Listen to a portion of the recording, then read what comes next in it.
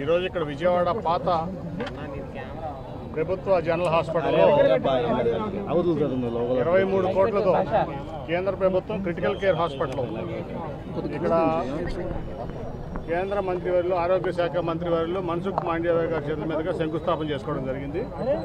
నిజంగా అభినందనీయం.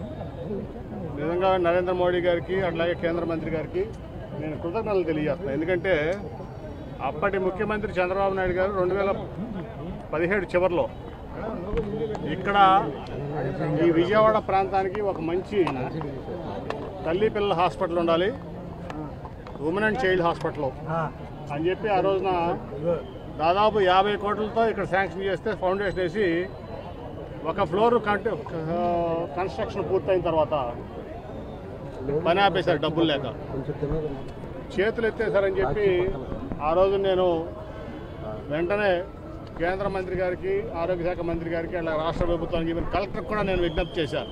మీ వల్ల పూర్తి చేయగలిగితే చేయండి, లేకపోతే మాకు అప్పచెప్పండి.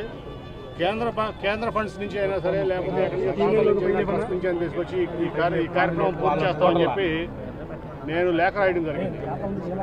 ఆ తర్వాత హెల్త్ మినిస్టర్ గారు స్పందించి ఇక్కడ క్రిటికల్ కేర్ ఇప్పుడు ఏదైతే ఆ రోజు చంద్రబాబు నాయుడు గారు మనకి బడ్జెట్ ఇచ్చి ఫ్లోర్ కంప్లీట్ చేశారో దాని మీద నుంచి ఒక క్రిటికల్ కేర్ సెంటర్కి 23 కోట్లు 18 కోట్లు బిల్డింగ్కి అట్లాగే 17 కోట్లు ఇన్ఫ్రాస్ట్రక్చర్ మీ ఎక్విప్మెంట్కి ఇవ్వటం నా అభ్యర్థన మీదకి ఇవ్వటం నిజంగా కూడా చాలా అభినందనీయం.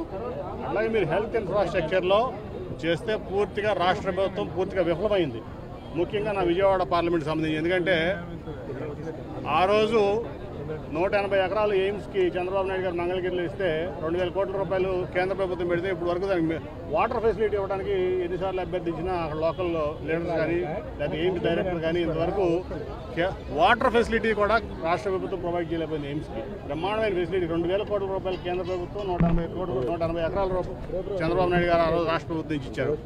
అట్లాగే ఆ రోజు ఈ రోజు ఉన్నటువంటి బీజేపీ జాతీయ అధ్యక్షులు నడ్డా గారు హెల్త్ మినిస్టర్ ఉన్నప్పుడు నా అభ్యర్థన మేరకు ఇప్పుడున్న ప్రజెంట్ గవర్నమెంట్ జనరల్ హాస్పిటల్లో 150 కోట్లతో మల్టీ స్పెషాలిటీ బ్లాక్ దాన్ని శాంక్షన్ చేస్తే 120 కోట్లు ఆ రోజు నడ్డా గారు సెంట్రల్ గవర్నమెంట్ నుంచి ఇచ్చారు, ఆరోగ్య శాఖ నుంచి 30 కోట్ల రూపాయలు చంద్రబాబు నాయుడు గారు స్టేట్ గవర్నమెంట్ శాంక్షన్ చేస్తే వాళ్ళ బ్రహ్మాండమైన మల్టీ స్పెషాలిటీ హాస్పిటల్ అక్కడ ఇదైంది.